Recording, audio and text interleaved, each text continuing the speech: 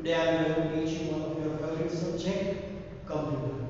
So first of all, we start with our first chapter, tables and hyperlinks in HTML. Our chapter name is tables and hyperlinks in HTML.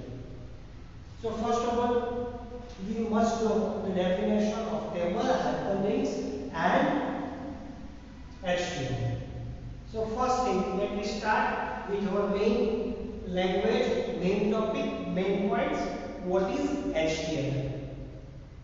As we all know that in this generation at present, internet becomes a worldwide. Internet itself means a worldwide. We know that it is a worldwide web. We are learning this subject, this chapter, e-learning by computer, smartphone, tablet, laptop, other technology. Only because of internet, website, mobile application, browsers, and online other web services. The first we must know about HTML. HTML is a native of website. It stands for Hypertext Markup Language. Hypertext Markup Language. It is used for creating static web page or static website. We can say that we can't create a website or website design without HTML. HTML is a must necessary web language or must necessary technology for designing a website or web application or any other mobile application. It plays a vital role in the creation of internet, mobile application, internet technology, online applications, browsers programs, etc. Second thing, it describes the structure of a web page. HTML describes the structure of a web page. It describes the whole structure of web pages, how the website will look, how the web page will look, how it will appears at the time of display at the online screen, at the computer, laptop, mobile, smartphone screen. It display or describes the actual layout of your website, web page or mobile application. It is must necessary construct. Thirdly, it consists of series of elements. It consists of series of elements. HTML is divided into so many elements. So that number 4, HTML elements are represented by tags. Each and every element of HTML are represented or determined or denoted by the tags. What is tags? Tags are lies between two these brackets, angle bracket, left and angle braces. Okay, this symbol represents the tag. Here in between opening and closing, you can write your tags, you can write the name of your tags. Next, it is used for creating static web page or static website. You can create a static web page or website with the help of HTML. It means a static web page or website means it just display the information, contains or ठीक है वो dynamic नहीं कौन सा है static web page और website का technology जिसकी मदद से हम स्टैटिक वेबसाइट और स्टैटिक वेब पेज बना सकते हैं जो क्लाइंट साइड डिस्प्ले होता है मतलब यूजर्स यहाँ पर इंफॉर्मेशन देख सकता है ले सकता है यहाँ पर आप कुछ स्टैटिक वेब पेज में आप कुछ डायनामिक वर्क नहीं कर सकते वो static it resides on the side of client machine. Client के application में client side display करने के लिए ये HTML यूज होता है. Static web page and static website. बहुत important चीज है HTML. Hypertext markup language for creating web page and website. Which type of static web page or static website described by the structure of web page. ठीक है. Consist of series of elements है HTML के सभी elements है, ठीक है, formative elements है, input elements है, कितने सारे यहाँ पर एलिमेंट्स और टैग्स रखे हैं। each and every elements are being constructed by tags, this symbol, ठीक है, angle bracket obtain in between this our tags lies in between these two symbols.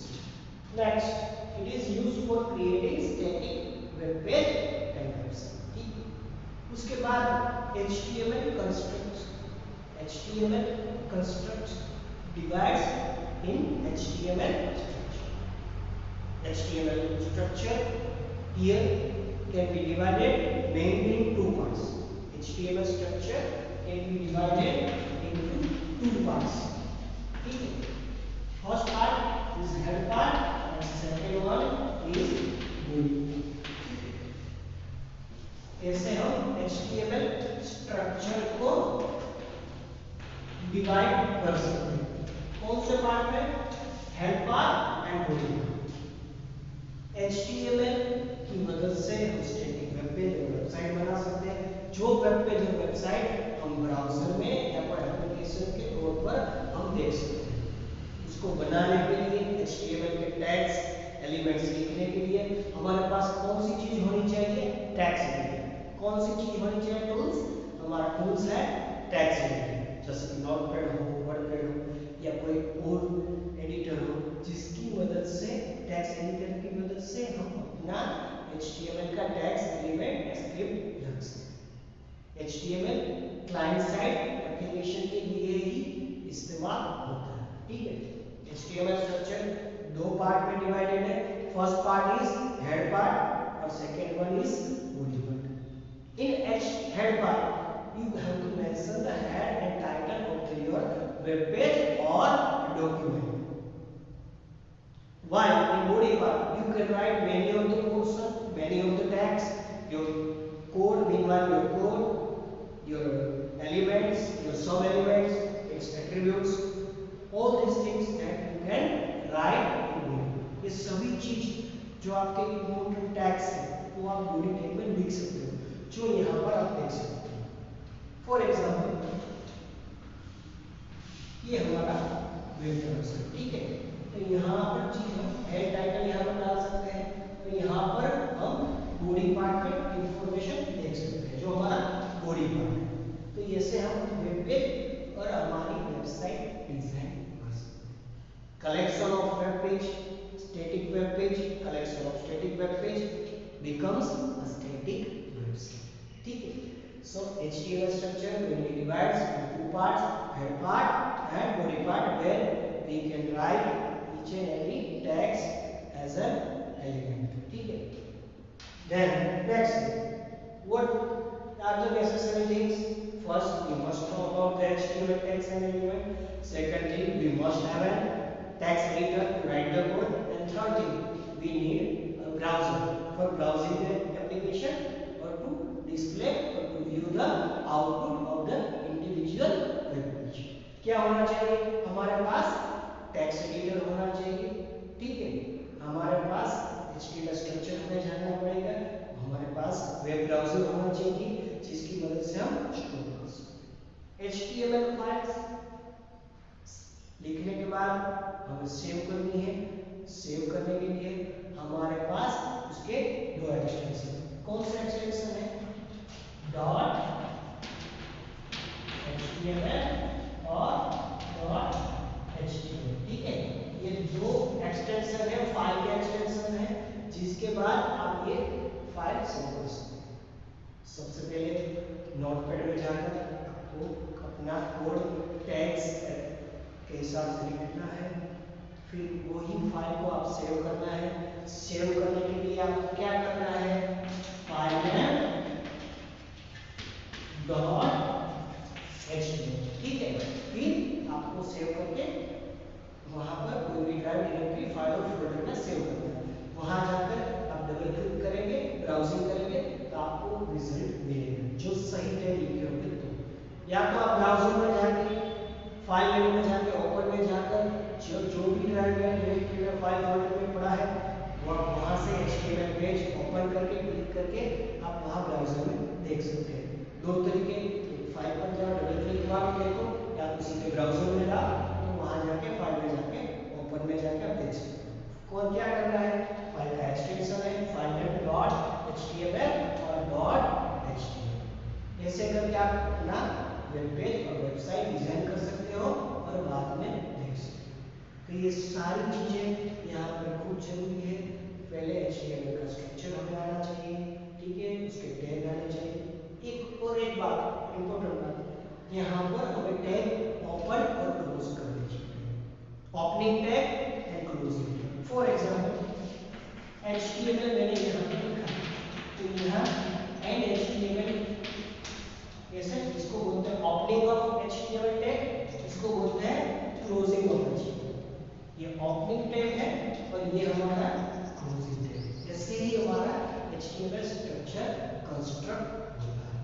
कुछ टैग है जो कंपल्सरी है, जिसको हमें ओपन और क्लोज दोनों करना पड़ता है, और कुछ टैग है जो हमारे ऑप्शनल है, वो हमें इसको क्या करना पड़ेगा, जरूरत के हिसाब से ओपन या क्लोज कर सकते हैं, ठीक है। कुछ एचटीएमएल टैग्स जो नेसेसरी है, मैंडेटरी है, मतलब कंपल्सरी आपको उसको ओपन और क्लोज ऐसे डालना पड़ेगा, और कुछ टैग ऐसे हैं जो आप ओपन कर सकते हो, क्लोज करने की कोई जरूरत नहीं, मतलब वो टैग क्लोजिंग का काम ऑप्शन है, ठीक है। आप उसको देख सकते हो, ठीक है, लिख सकते हो, आप उसको स्क्रीनशॉट भी ले सकते हो और अपने नोट में नोट डाउन करना है, ठीक है। फिर आपको ये सारी चीजें समझ में आएगी, ठीक है। अगले लेसन में, अगले सेशन में हम एचटीएमएल स्ट्रक्चर